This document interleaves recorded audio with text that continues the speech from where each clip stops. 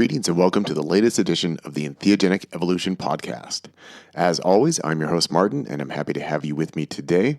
For this week's episode, I have an interview with David Nikzad, who is from EI Ventures, and you can check out his website. It's the letters E and I .ventures, and he is a venture capitalist who is looking to raise money for psychedelic healthcare products. And that's what our conversation is about. And I know that this is kind of a sensitive issue for some people, that they're very concerned about money and big business and big pharma getting into psychedelic healthcare. And David is not one of those folks. So I invite you to listen to our conversation today and see what you think. Whether anybody likes it or not, businesses are going to be getting involved in psychedelic healthcare. It's just a fact of the matter. And of course, we had Peyton Nyquist on just the other week, dealing with kind of similar business ventures in Canada. And so David is operating here out of the United States and actually is looking to be globally positioned to provide products for psychedelic healthcare, and with the goal of making it affordable and accessible for everyone. So that'll be up in just a minute, but first, a few quick announcements. I would like to thank James, Brian, Brooke, Rick, and especially Branimir for making a generous donation to the Entheogenic Evolution podcast over this past week. If you would like to be a supporter of this podcast, it's quite easy. Just stop by my personal webpage, martinball.net, and you can use the PayPal link that's at the top right of the page. Or what's even more fun is if you join me over at Patreon at patreon.com/martinwball. There's also a link for that at my personal webpage, martinball.net. You can become a monthly supporter and then receive all the bonuses, gifts, and prizes and whatnot by being a member over at Patreon. Also, just to remind everybody out there, if you are looking for some non-dual entheogenic integration, I am, of course, still available for 30, 60, and 90-minute consultations. It is a great pleasure and honor of mine to get to speak with people every week from literally around the world, talk to them about their experiences and what's going on with them and where they're at in terms of their process of opening up with psychedelics and entheogens. If you would like some assistance with that, you can also check out my webpage, nondualentheogenicintegration.com, or more information at my website, martinball.net. And also thanks to everybody who joined in on the 5MEO and non-duality Zoom group call last week. That was a lot of fun. We went almost an hour long. It was a great conversation. Really enjoyed doing that. And of course, I'm open to doing more of that in the future. Coming up this week, I'm going to be interviewed a couple different times, and I will let you guys know when those interviews come out. But wheels are in motion, things are happening, and life goes on, as it tends to do. So let's go ahead and get to the conversation with David Nikzad. Once again, his website is EI, the letters E and I .ventures. And if you're a venture capitalist and want to get in on this, well, hey, here's your chance. But let's let David tell you all about it. Here's our interview from last week. Hope you enjoy. Yeah, well, thanks so much for joining me today, David. I appreciate it. Yeah, thank you for having me. Yeah, well, I first came across you, saw something on Facebook, and it looked interesting. So I clicked through, and I got the PDF, and I actually have it here open on my computer right now, The Psychedelic Revolution, Investing in the Future of Mental Wellness with David Nikzad. Yep. And read through it, and it's all quite interesting, and I thought it would make an interesting topic for the podcast here, especially as psilocybin therapy is just becoming legal here in Oregon. We're in the 2-year development period over what that program is going to look like.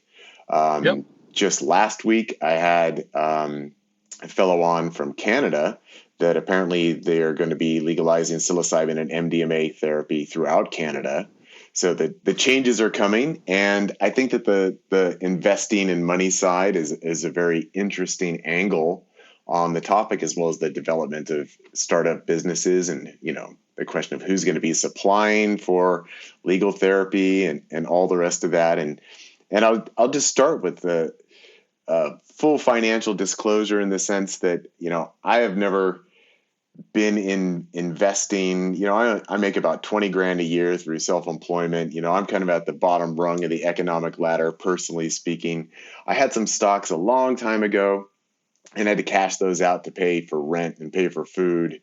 So the whole world of finance is it's a world I've never been in at all. But you seem to be I mean, someone. you're a very lucky guy. I mean, I would say you have your head on straight. Oh, well, I do my best to keep it on. Every once in a while it comes Yeah, off. But yeah. it's an interesting area, and it's also an area that I think is, for many people in the psychedelic community, it seems to almost be a taboo subject for some people, about talking about the financial side of things, the corporation side of things, the business side of No, things. no. Yeah. I think if you're coming at it from the right place, and you really, psychedelics, for me, the word that comes up for me is always empathy and access.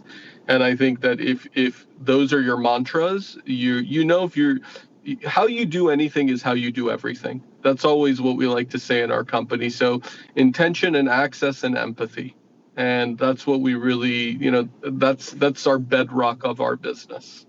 Yeah. Well, I think that's a great motto to work by. And of course, the reality is that we do live in a capitalist financial system. This is the world that we live in, that people make money, people have to work for money, people have jobs.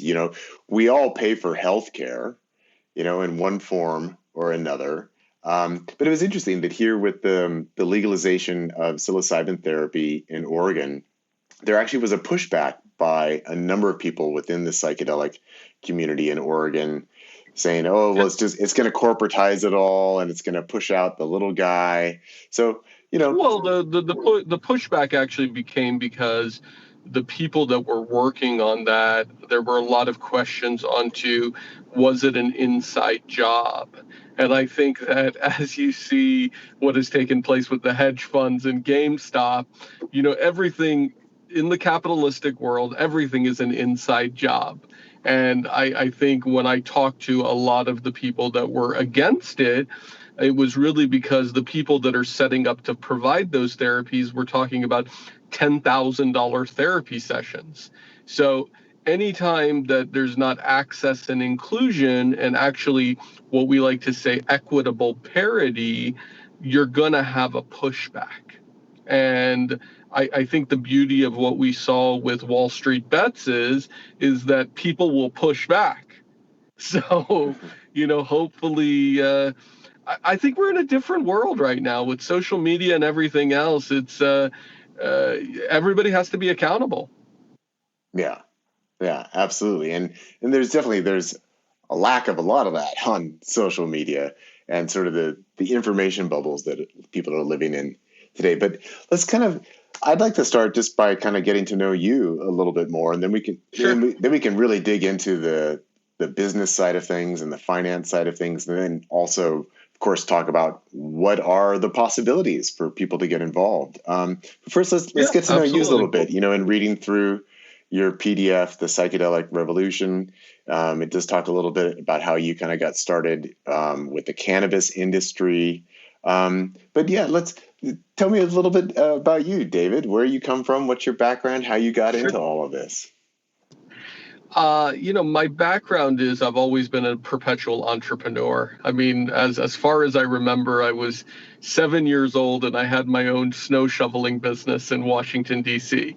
And that sort of perpetuated from coming from a family of, small business owners, but small business owners that ended up becoming big business owners on the premise of investing. And my family is very involved in the real estate industry, and I also have a lot of family members that are doctors, so I got to see kind of that world. And how do people come as they immigrate from other countries back in the 60s and 70s and grow their wealth to, what we have today. So, I'm lucky enough to have seen and worked with my family members that grew big businesses from nothing. So having that sort of background really helped me in actually building companies that have a platform to stand on. I find that a lot of companies that are being built these days, they're on a trajectory that, if things don't go the right way or the wind blows the wrong way, pieces are going to fall apart. Yeah. So that was just something that you grew up with then. When did you decide that you wanted to get into finance? My big step into finance was around when I was 16 and 17, and I was done living at home, and I ended up getting into the rave culture and the rave scene, and actually started designing websites and doing marketing for, big parties in the Washington, D.C. area. So, we were throwing raves from 5,000 people to 20,000 people. And so got a little bit of a taste. It's funny, a lot of people that I talk to back in that time look back and they're like, the techno and rave scene was really sort of the foundation of kind of the tech scene. If you really look at a lot of the tech entrepreneurs, we all grew up in that scene, and that scene had a lot of, psychedelic drugs involved with it.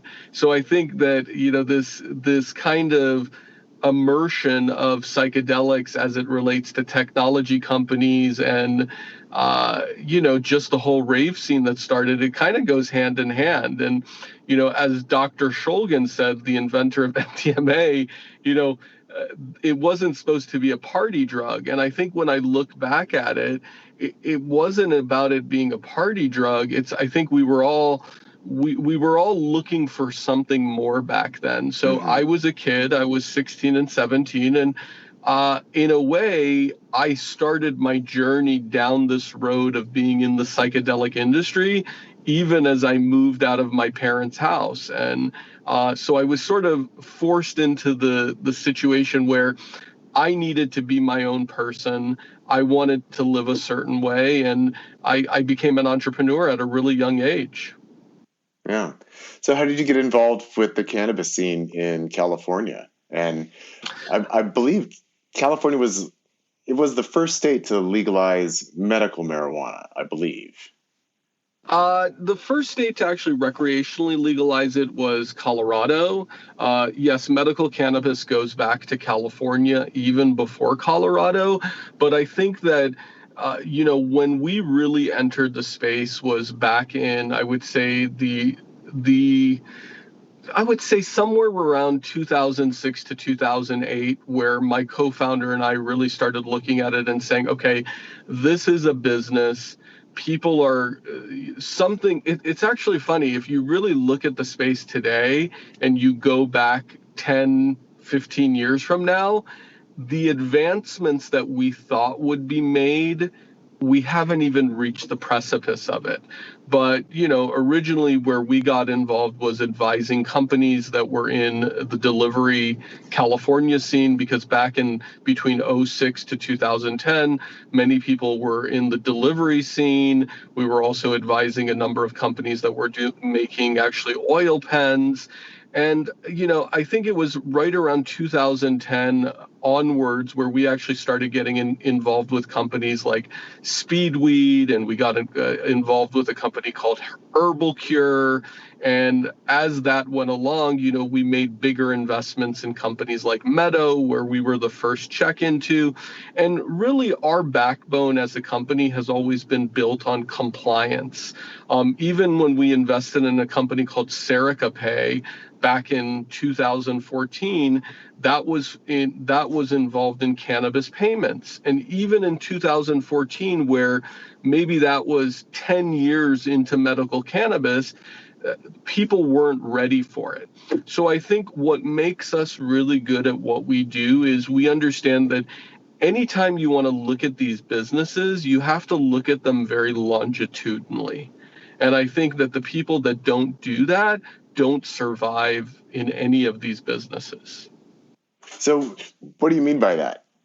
Longitudinally? I mean longitudinally in 1 year from when in basically 18 months from when EI came out and said, hey, we've been working on a psychedelic product. 300 companies went public in Canada in the psychedelic space. And what's comical about that is we believe that more than probably 90% of those companies don't have any type of product, nor do they have anecdotal evidence.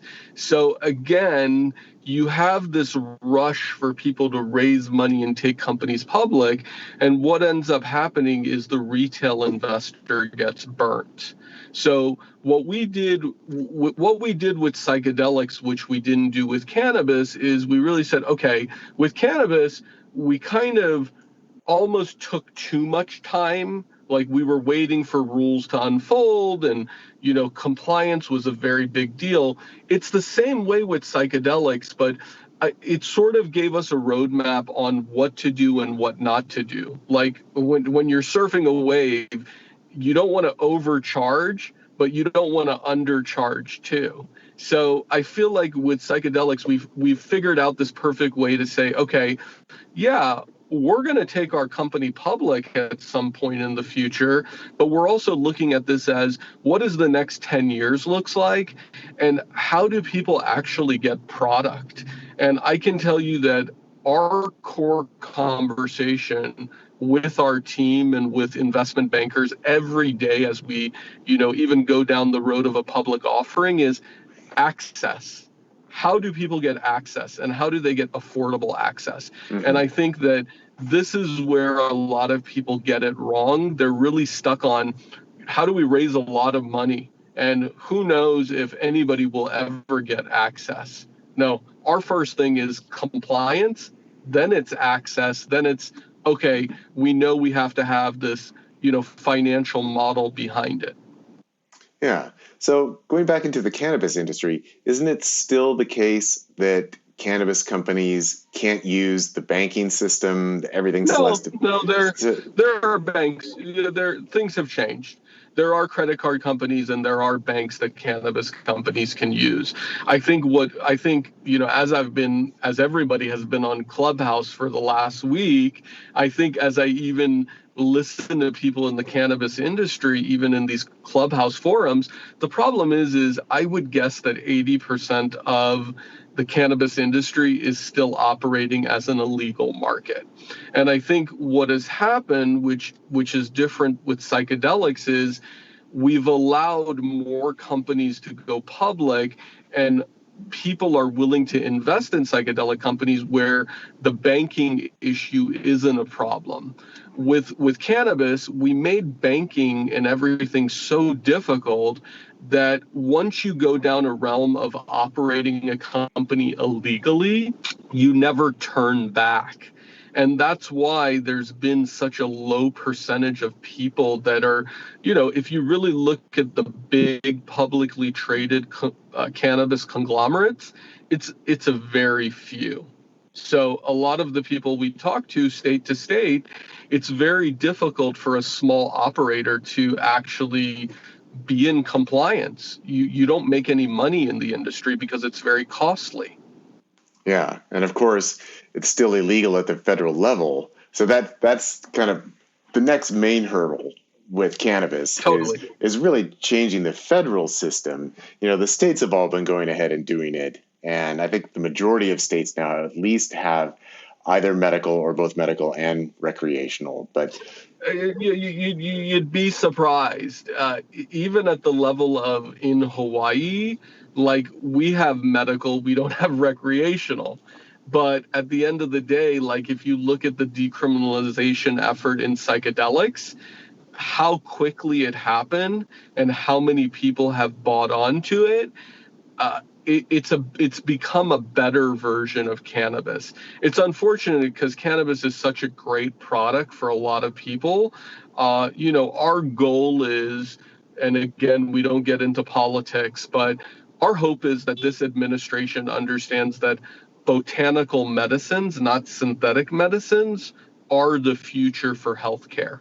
And that's really what Emotional Intelligence Ventures, EI Ventures, stands for. It's the idea of botanical medicines being the new standard of pharma with an F. Yeah, and there's definitely some interesting parallels if we're looking at cannabis and we're looking at psychedelics that, obviously with cannabis, with marijuana, there was, decades of sort of disinformation campaigns about, oh, this is the devil's weed. This will, turn you into a schizophrenic. It'll turn you into a criminal. And then, people actually started doing medical research and saying, no. And actually, there's a lot of medical applications there. And we're seeing sort of a parallel track with psychedelics where it was like, oh, you'll go crazy. These are terrible. There's addictive. You lose your mind. And now we're just getting really overwhelming scientific evidence that actually there's an application in healthcare, let alone, for creativity, insight, personal transformation, religious and spiritual purposes, but the medical studies, they're all being done. And so we've got the evidence there. But then, there is the inertia of the disinformation campaigns of really educating people about, well, what is psychedelic healthcare? And that's something that seems to be changing rather rapidly at this point, right? That, there's more and more articles every day in different news outlets. It's becoming more mainstream. So we're seeing this change happen, but of course it's still only limited. Like here in the United States, Oregon is the only state that has now made this move to say, let's have psilocybin therapy. But I think as I think you agree, we can expect to see that this is going to be happening in more places. Yeah, I mean, we're heavily involved with Colorado, with Kevin Matthews. We received an email from the group in Florida that's working on it. I mean, this is going to happen one way or another, but it's up to us as human beings to hold everybody accountable. I appreciate what you said earlier. I usually get on phone calls with people and they're telling me, how much money they have or how successful they are. And, you gave me a real feedback of the empathy of how you live. And, I appreciate that. I think when you're living a simple life, you're able to almost look at things in a more neutralized way. And I see a guitar in your background, and I see maybe some instruments. I mean, there's an element where we are living kind of these Facebook social media lives that may not be real. Yeah. And I think that this idea of these plant medicines that can open up the neural pathways and bring your brain back to a place of what I call first attention, like when you were 3 years old or 5 years old, where there's not this like numbed down, biased way of thinking, I think is a really beautiful thing. I will tell you, like, what I saw this past week in the news with everybody. It would be difficult as I think about a human coming into planet Earth, America, and how somebody that would turn on the TV or internet, it would be a lot to handle. Yeah. What are those crazy humans up to? Yeah. It's like, steer clear of that planet, man. Don't go there. There's a lot of information to decipher. And like I was listening to Elon Musk last night with, Vlad in the Clubhouse chat room, and they're talking about Robinhood. And, the reality of it is we've said this in venture capital for myself for the last 25 years, follow the money. Follow the money. And whoever has the money behind it is usually the puppeteering the story. And so what our hope for is that with psychedelics, we can be that middle ground between the people that have the money and actually giving access to the masses.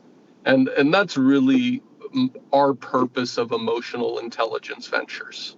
Yeah. So let's talk more about just as much detail as you want to give, what is Emotional Intelligence Ventures? And again, I'm going to reference and other people that you can go and you can find this. Anyone can find this. This is your Yep. PDF, The Psychedelic Revolution, Investing in the Future of Mental Wellness. And it really gets into detail about what EI Ventures is and the products that you're looking to develop and areas for investment. But let's hear it from you since we've got you here. I mean, Tell us all about it. Yeah, EI.Ventures was a company that was spun off out of its parent company, Orthogonal Thinker. And EI Ventures was a company that is developing products to empower your emotional intelligence. Every time we took a real psychedelic, not ketamine, something like a magic mushroom or went on an ayahuasca journey, we felt that you were going to do these things in order to empower yourself. And again, these products are against the law. We don't advocate people to take them, but it was an idea of actually coming up with products and tools that people could actually use to empower themselves in what, again, we consider this kind of wild, wild world we're living in. Unfortunately, we went on a road show for 90 days back in the summer. We went to 10 different states, and most people that we talked to told us that they did not have a trusted company or establishment that they could believe in the United States. And that really made me think, as we were putting together this psychedelic revolution, handbook. It was like, okay, we are in a world now where you talk to a 90-year-old person or you talk to a teenager, nobody feels like they can trust anybody. How do we create a company? Sorry, you're talking about trusting corporations and businesses in general, not talking about In psychedelic, general, in general. we're talking about. We created a list of questions from like, do you trust what you buy at the supermarket? Do you know what do you know if you're taking processed or, foods that are non-processed? Do you take vitamins? Do you know what's in those vitamins? What do you think the difference between, eating an orange and eating a vitamin C tablet is? And what we found out is most people don't understand what they're putting in their body or on their body, let alone trusting in the information that they got. Mm-hmm. And that's where we really understood, okay, this is not just about these psychedelics. It's about creating a company that was trusted, that people knew that the products that we put out there are the applications we developed are things that are actually good for people. And that actually wasn't that simple. You'd be surprised because when you're trying to do something good and you're trying to help people actually think you're doing something wrong. Yeah. And I think that's the worst part of the world that we're living in. Nobody trusts anybody. So we really made it our mantra to say, okay, we're going to develop all this information, we're going to put it out there, and we're going to see how people respond to it. And it can either be the biggest disaster and it doesn't work out, or like the universe wants this. And, as we're in the process of closing our Series A financing and we're moving EI at a rapid pace, the world wants EI. The world wants emotional intelligence. We're receiving hundreds, thousands of emails and messages with people that want this company to succeed. Yeah, well, it's really interesting just framing it around this idea of like people not trusting corporations, not trusting business, and that, what we've seen here through the pandemic, through coronavirus. I know some people out there listening, like they don't like the whole idea of a pandemic. They think it's all a plot or whatever. I'm not one of those people. But what we've seen, of course, like I myself, I got laid off from my university teaching position because there were budget cutbacks at the university due to reduced enrollment. Lots of people have been laid off. Lots of people have lost their incomes. Yet at the same time, simultaneously, we have seen billionaires and their wealth increase dramatically. So many of us feel like, well, the whole financial system, just the whole thing must be fucked if the wealthiest people keep getting wealthy and the rest of us are kind of like, we don't know where we're going to find the money to pay our next bill. I will tell you the saddest thing we saw, and it's weird that you're talking about all this, because the first thing that comes to my mind is we were in Las Vegas watching a gentleman actually end up dying on the side of the road, have a seizure and end up dying. Obviously, we found out it was a drug overdose, but did you know that people were posing in front of this person and taking like Instagram and video shots while this was going on? And that's when I really knew, I go, we need a shift in consciousness. The world needs something different. We are so programmed with social media that we would sit there and videotape somebody dying on the side of the road instead of going and getting help for this person. Yeah. It was actually crazy when I think about it right now. Yeah, just to get more likes on your Instagram feed. And that sort of this radical disconnect that seems to be happening within our society. And I really like the name emotional intelligence, and so for the audience, anybody who's not familiar with that, I mean, certainly what I know of the term emotional intelligence has been from psychiatrists and psychologists saying that we don't want to just measure your mathematical skills, your language skills, your memorization skills, but there's this whole other area of human development that they call emotional intelligence. And that is your ability to have compassion, your ability to have empathy, your ability to appreciate someone else's situation and have the proper emotional reaction to it, which of course what you're just describing is a complete lack of emotional intelligence. Here's somebody dying and my first impulse is, let's take a selfie, right? That's someone who's really poor on the emotional intelligence spectrum. Let me just put it to you this way. There were about 10 or 15 people doing that on Las Vegas Boulevard. So it's the world needs a shift in consciousness. I was actually reading somebody's book yesterday, and it was interesting. They were talking about when they look at what they're doing as their business culture, they're thinking about this as, how do 7 billion humans actually get the financial strength to actually be in a good place? I don't think people realize, every day when we go to bed, there are a lot of people on earth that are hungry. And for us, what we've always said is we know that 1 billion people need our products, at least. We have people drinking too much coffee, drinking too much alcohol, popping pills, self-medicating, sexual trauma, abuse. You need products, and it's not about psychedelics. I constantly tell people this. You need tools that are going to empower you, that have this neutral state to them. And people want to trust the products that they're putting in their body. And that's really what we found, is that people don't trust because they don't know and they're not educated. So, what came out of that is this psychedelic revolution handbook that we put together. Yeah. So let's talk about some of the products that you've got in there. And some of them are psychedelic and some of them are nutritional mushroom based. And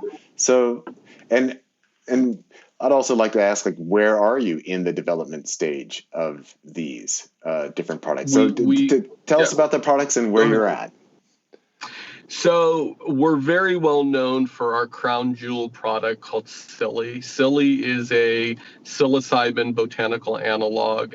It is a product that we believe could go to market immediately in therapeutic use, but we also understand that it needs to go down the FDA pipeline so it can actually be used by medical professionals and people can actually prescribe this. So when we look at this specific product, we think about it as something that will be available in a therapeutic use model in Oregon, but also will be available, 5 to 10 years down the line as an actual drug that the pharmaceutical industry prescribes. So the problem right now, and a lot of people don't like to talk about this in the psychedelic space, is that when you're taking a product down the FDA pipeline, the product usually takes 10 plus years and hundreds of millions of dollars. First of all, nobody's raised $500 million in this space. Secondly, nobody has been working on it for that long to actually be anywhere near for this product to be approved down the FDA pipeline. The only person that is even close to that is MAPS, and they still have a number of years before MDMA will actually be legalized through phase 4 trials. I think there's a lot of people that are also skewed by the whole the corona vaccines that have come out. We have to remember that the reason these products have been approved so quickly is they are emergency. They have what's called an emergency approval. We're not sure what these products are going to do to you after you take them. There are no guarantees. So I think that as we are looking at this psychedelic revolution, why wouldn't we go back to the plants? Why wouldn't we go back to products that have been studied for a very long time through Israel, through Germany, through Japan, and the United States, that says botanical matter, whether it's fungi or it's cannabis or whatever it is that gives you this entourage effect, it actually is good for you. It has limited side effects. And really what we've done with our analogs is we've created a better version of just taking magic mushrooms. We've created this extracted version of a stacked compound that doesn't give you nausea. It doesn't, give you depletion afterwards. And it's a product that you're going to take in a very, very low microdose that gives you this entourage effect for a half an hour to an hour. And then you can go back to work and you can drive a car. I don't believe the world is ready to take LSD or anything else in high dosage models. Very, very dangerous.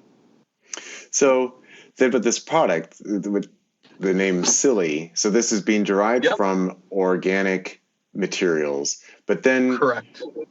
I assume that then what you're getting at the end result is a consistent product with a consistent dosage range versus, if somebody is just taking some mushrooms, you don't really know how much psilocybin is in there until you've eaten it. Right? Absolutely. And that's where a lot of people disconnect from this idea of producing these synthetic analogs. Listen, people can create designer drugs all day long. We don't even need new psychedelic companies. You can let the pharmaceutical companies come up with synthetic psychedelics. I mean, if you really look at the two companies that are providing the synthetic psilocybin to the market, it's Consort Medical and it's Sterling. Those are pharmaceutical companies. So what we're trying to say is, just like with cannabis, you can take technology, create botanical analogs, and limit the side effects of taking a bag of magic mushrooms. It actually scares the shit out of me when I read on Reddit, somebody's like, oh, I'm about to take 7 grams of mushrooms. I'm thinking to myself, holy shit, I hope you don't have a child, you're not getting in a car, and whoever's telling you to do this, you might have the worst experience possible. So, no, we are not advocating taking magic mushrooms. What we're advocating is taking a botanical product in a very, very small microdose by the letter of the law in a therapeutic model, which is what we would love to see in Oregon.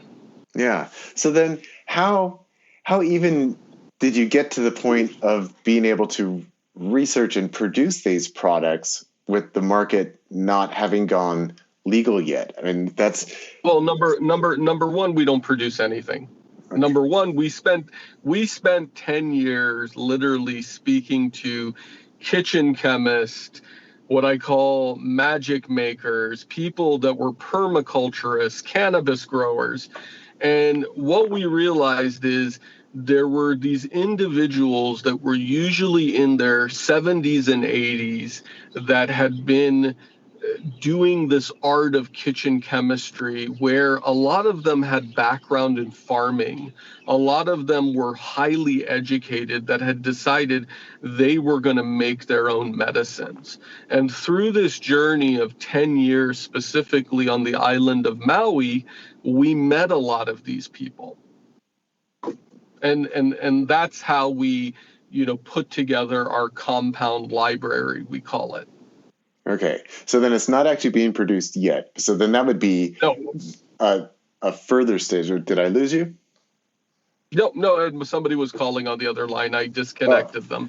Let me pull back. Okay, perfect. Yeah. So then, in terms of like investing and all of that, so what are the stages? Where are you at now? Where does this go? Yeah, where we are at now, and the beauty of this, as we have really taken our time to put this together, now we have a partner in Canada that can actually grow our spores. We can send our spore prints to Canada. They can grow our spore prints. We can get into phase 1A and phase 1B trials, go down the road of animal testing and toxicology, and be on the roadmap to be able to show a product that has very safe efficacy and be able to roll out a therapeutic model where we can go to market at what we call $1 a dose. That is what our access model looks like. Wow. So how does that happen? How can you go through all of this development and then, let's say it does end up being a dollar a dose? It's really simple. We know that we can produce our product for around $50,000 a kilo. A kilo is 1,000,000 milligrams. We know that 1 milligram of product, through anecdotal evidence, will take you down a 30 to 60 minute entourage effect journey. Even if you look at it as 5 milligrams, not even 1 milligram, the model at $1 a dose is very, very profitable. So the reality is coming back to the idea that this pharmaceutical model of making products so expensive needs to be rebuilt. The model doesn't work. Yeah. So what I find with a lot of people, and I talk to a lot of people that, what is it called? Oh my gosh, I was trying to think of something. There's a specific medicine that people need when they're insulin. They need specific medicine when they're, I'm losing it, but yeah, diabetic. And what we figured out is like somebody that is a diabetic needs to spend, if they don't have insurance, I heard $2,000 a month. And we started really looking at this and saying, God, so somebody dies because this pharmaceutical company that makes this medicine, they've already made the money that they need for taking it down the FDA. The price doesn't go down, the price stays up. And that's where the model is broken. We even believe after spending $500 million through FDA trials, we would still be profitable at $1 a dose.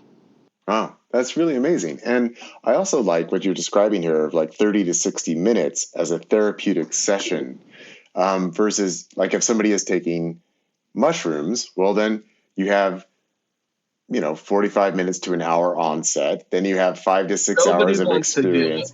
Yeah, and that's a big commitment. Deal with that. Yeah, and it's not always good. Yeah. That's what a lot of people have told us. They're like, it's not always a good experience. Actually, 50% of the time, if not more, we hear very negative feedback from people. So I just believe this idea that people are like, oh, well, let us give you this synthetic product because it's something that's going to be safer. We don't know that. They told me when I was 20 years old, oh, take 100 milligrams of Adderall a day. You'll be fine. I'm going to tell you, I've probably spent 20 years of my life removing the residual Adderall out of my system. It wasn't good for me. Yeah. Yeah. So it's really easy for us to want to have these miracle products. There's not enough evidence today to say synthetic psilocybin or synthetic MDMA or synthetic anything is the right product. But what I will tell you is we know that botanicals, for the most part, through scientific reviews and studies, are nutritionally better for you and have less side effects than synthetic materials. So then with these other products that you're looking on developing, or perhaps they're already developed, maybe tell us a little bit what some of these other ones are and how they're related. Well, so we have 3 psychedelic compounds that we believe can go to market, pretty quickly. One is our Silly product, another one is called MyMDMA, and another one is called MyDMT. All products that are supposed to be taken at a very small mini microdose. Beyond that, we have a company under EI Ventures called Mana Health Labs. Mana in Hawaii means energy. These are all products that are made out of whole plant materials, no isolates, and they all do something with brain cognition, energy, sexual intimacy. They are ways of substituting things that are not that great for you, like energy drinks. There are better ways to take products that can actually give you nutrients. I tell this to my kids all the time. You want to drink a soda? Yeah, you're going to feel good for about 15 to 20 minutes and then you're going to crash. At least when you're drinking real orange juice, you may have that little sugar high, but it's nutritionally better for you. And that's what we're trying to tell people, is that there are ways to create botanical stacked compounds that are legal today that are actually good for you. And in general, these products are, they're coming out all over the internet. We don't know if our competitors are using good materials or not, but our dedication at EI is only to use whole plant materials that actually come out of real plants. So then when all this goes into production, like, what is that going to involve? Well, I mean, we've already started producing the Mana line. I mean, we are in the process of actually taking it to market second quarter of this year. So, for us as this psychedelic company, which really I like to say we are the new standard of pharma, it's not about like being a one-trick pony. It's about having this library of products that can go to market now. And I think that's the unfortunate thing about the psychedelic space. Like, unfortunately, I've taken a lot of, great psychedelic medicine, but I'm actually more excited about our Mana Health line than I am the psychedelics, because these are products that you're going to take on a daily basis that are going to make you feel good consistently. Taking a lot of psychedelics all the time, you're going to drain the serotonin in your brain. You're going to have dehydration. There are specific side effects that come with that.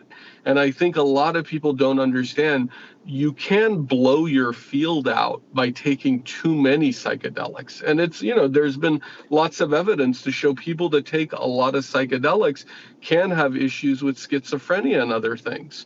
So we need to be really careful with this, like, oh, everybody should go to the ketamine clinic and get ketamine. It's going to make you feel great. Everybody should be popping magic mushrooms every day. I mean, I talk to people that tell me they're going on ayahuasca journeys once a week.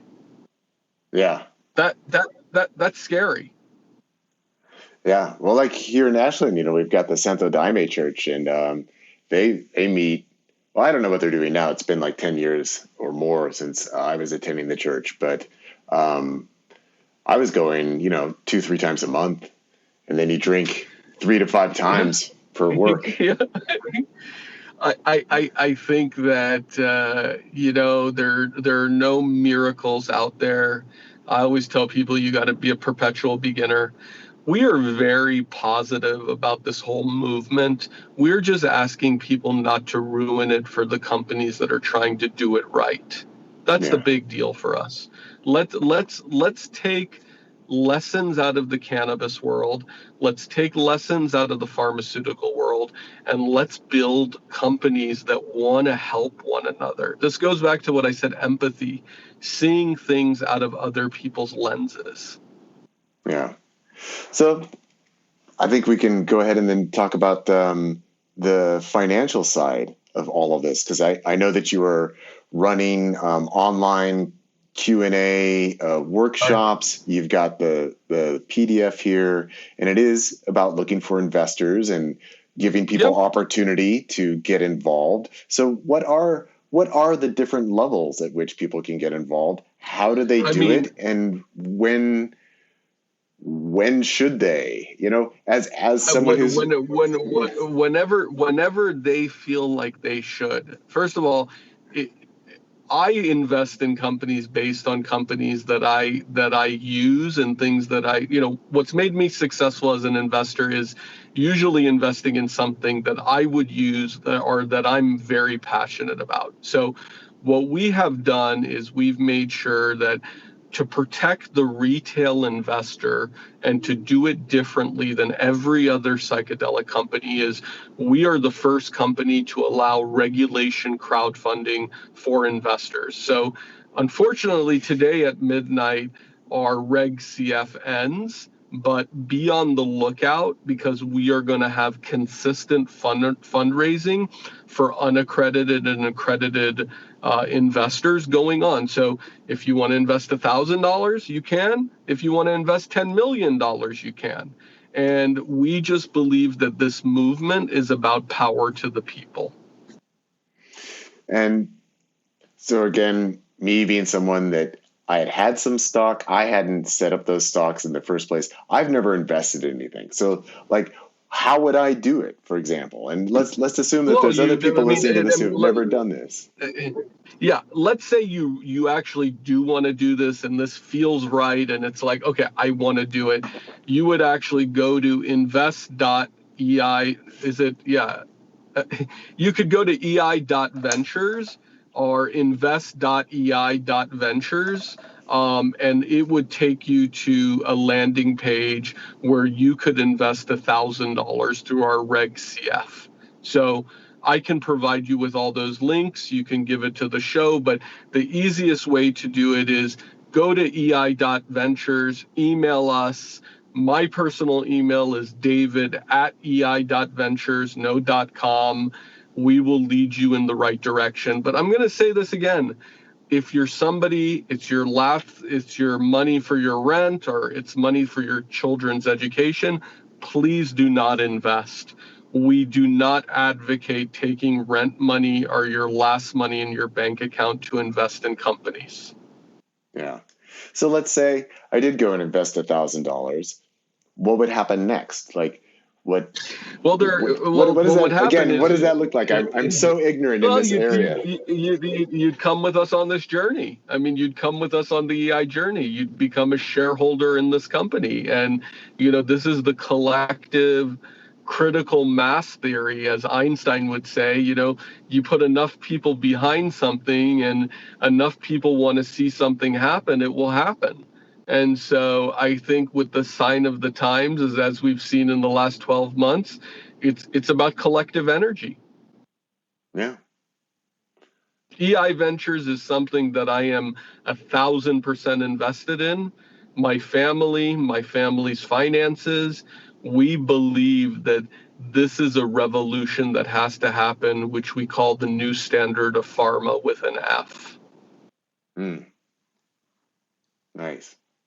Wow. Well, I think we've covered it. But is there anything else that you feel we need to know here on the listening end of all of this?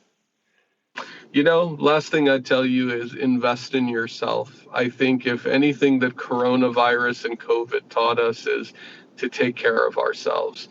I actually went for a massage this weekend, which it's been a long time. I used to do a lot of body work. I would tell you, invest in yourself, take care of yourself. Your health is the most important thing in the world.